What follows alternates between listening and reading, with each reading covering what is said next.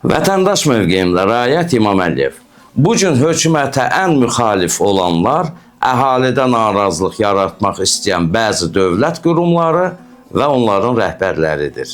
Təsəvvür edin, 3-4 aya dağılmış Qarabağı sıfırdan yığıb yeni şəhərlər salan bir qurum Bakının mərkəzində 1 ilə yaxındır Şəki restoranı dairəsində tikinti işlərini başa çatdıra bilmir. Və sürücülər də, əhali də boğaza yığılıb. Mən o tərəflərdən keçirəm, mən orada iş görməmişəm. Ulduz metrosu ətrafında nə iş görülür, nə işlər gedir, başım çıxmır. Sabah da biri çıxıb ağlına gələni yazanda, bilərəkdən iş getmir, gündəlik fəhlə və işçi pulları yazılıb büdcə talanır desə, heç kəs heç nə deyə bilməyəcək. Günün gündüz çağında Dərnəcül yolu tıxaca məruz qalır. Nə var? Hamı işdən çıxan vaxtı Koroğlu istiqamətində asfalt salınır. Qardaş, bu asfaltı gecə vaxtı, boşluq vaxtı salmaq olmazmı? Bir də ki, bir şəhərdə nə qədər asfalt örtüyü yenilənər? Bunu bir dəfə keyfiyyətli eləyin, heç olmasa bir 10-15 il getsin də, sanki bilərəkdən ay əhali, çıxın, qaçın, gedin, bu ölkədən fikrini açılayırsınız. Ölkədən çıxıb xaricdə yaşamaq da çox çətindir bu gün. Yəni qısacası demək istəyirsiniz ki, ölün öldüyünüz yerdən. Biz dünyanı çaşbaş salmışıq. Məşğul yol tarifi tətbiqi Waze-i də regionlaşdırmışıq. Bir lətifə yadıma düşdü. Deyir ki, Yaponlar mağazadan oğurluq edənləri təyin edən bir aparat icad ediblər. Bunu ilk dəfə Londonda bir mağazada qoyublar və məlum olub ki, həmin gün 2 nəfər mağazadan oğurluq edib. Sonra bu aparatı gətirib Moskvada quraşdırıblar. Məlum olub ki, bir gündə 3 nəfər mağazadan oğurluq edib. Ən sonda bu aparatı gətirib Bakıda bir mağazaya qoyublar. Axşam Bakıdan mağazada olan oğurluq barədə məlumat Yaponiya mərkəzinə ötürülməyib. Yaponlar təəccüblənib. Bakıya zəng ediblər ki, necə gözəl insanlarınız var, necə dürüst insanlar məskənidir Azərbaycan. Bir dənə də oğurluq faktını aparat bizə ötürməyib. Məlum olub ki, mağazadan aparatın özünü oğurlayıblar. Təsəvvür edin, Bakıda elə bir yol infrastrukturu var ki, bu infrastruktur dünyanın məşhur Waze tətbiqini də çaşbaş salıb. Dərnəcül yolunda 6 zolaqlı yol gəlib Sermək körpüsünün üstündə 3 zolaqlı yola çıxır və bütün günü də tıxac olub.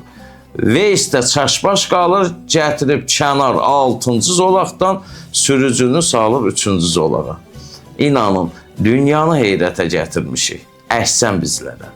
Bəzi yerlərdə mənasız avtobus zolaqları, mənasız velosiped zolaqları, parklanma məntəqələri, bir vaxtlar dayanmaq qadağandır, durmaq qadağandır olan yerlərdə pul yığılacaq deyə parklanma məntəqələri salmaları bir mənalı qarşılanmır.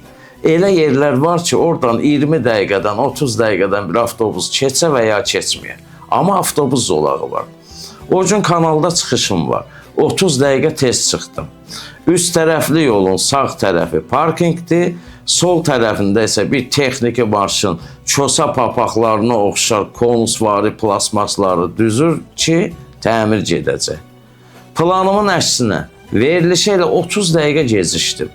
Mətbuat prospektində Bakı Dövlət Universitetinin yataqxanasının qabağında velosiped zolağı kimin nəyinə lazımdır? Oradan heç bir velosipedin keçdiyini görmüsünüzmü? Yataqxanada rayonlardan gələn tələbə dərs mi oxusun, velosiped mi sürsün, pulu mu var ki, velosiped sürsün? Orada rayondan gələn kasıb tələbələr məskunlaşır.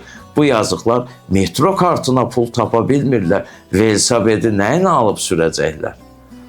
Bax, bütün bu faktlardan biridir bu tıxacların səbəbi. Restoranının qabağında piyada zolağı var. Avtomobil hərəkəti orada intensivdir. Piyada zolağı qarşısında avtomobilimi ötən gün dayandırdım. Dayandırdım ki, əhali, piyadalar rahat şəkildə keçsin. Üzr istəyirəm, bir ördəş dodaq xanım ağzını əyə-əyə, büzə-büzə, yanlarını basa-basa, yırğalana-yırğalana, əzilərək elə keyflə ayaqlarını o piyada zolağına sürür ki, elə bil bu piyada zolağı bunun dədəsinin otlaq sahəsidir. Pulla alıblar. Yolun ortasında da telefon qulağında kimsə buna telefonda olduğu yeri deyir, bu tapa bilmir. Zolağın ortasında dayanıb telefon qulağında cic-cic, gah ora baxır, gah bura baxır. Ay bədbəxt qızı bədbəxt. Ağsaqqal, ağbirçək piyadalar zolağı elə sürətlə keçir ki, digər bu gənc və orta yaşlı qadın və kişilər bunlara fərqi yoxdur. Elə bil podyumda paltar nümayişi və yaxud figuralarını nümayiş etdirirlər. Arxada da maşınlar düşüb siqnalın üstünə. İndi biri özünü saxlaya bilməyib, gəlib arxadan mənim maşınımı vursa, maşınım da qabağa hoppanıb, gedib bu ördəş dodaq qızı, silikon dodaq qızı əzib öldürsə, ölən bir qırığa qalacaq, gəlib məni tutacaqlar. Arxadan maşınımı vuran o biri sürücünü tutacaqlar. Bir bəhanə ilə ki, ölümə səbəb olmuşsunuz. Basacaqlar içəri. Günahın öləndə olduğu heç kəsin vecində olmayacaq. Bakıda yaşamaq da, maşın sürmək də çox çətindir. Vallahi bizlərə imam olan da yazıq olub, Yezid olan da. Səhər mən işə gedəndə yol həmişə tıxac olur Dərnəgül prospektində. Qarşıdakı avtomobillə ara məsafəsi saxlayan kimi bir sınıq salxaq avtomobilin ağılsız sürücüsü maşının burnunu tez o ara məsafəsini soxacaq. Məni də gecişdirir, özü də gecişir, öz arxasındakı avtomobilləri də gecişdirir. Baxın, tıxacların ən böyük səbəblərindən biri də budur. 3 saniyə, 6 saniyə, 6, 10 saniyə, 10 saniyə dəqiqələr, saatlara və geniş tıxac yaranır.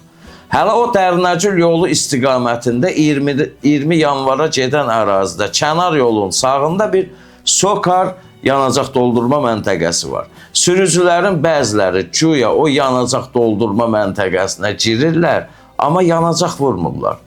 O biri tərəfdən qabağa düşsünlər deyəndə basıb o qarşıdakı çıxışdan yenidən yola girib tıxaca səbəb olurlar. Özləri də gecişir, bizləri də gecişdirirlər, demək olar hamını da. Bəzən bu tıxaca səbəb olmaların ən böyük günahı elə bu yol əxlaqsızlığı olan sürücülərdir. Bu günlük bu qədər. Özünüzə yaxşı baxın.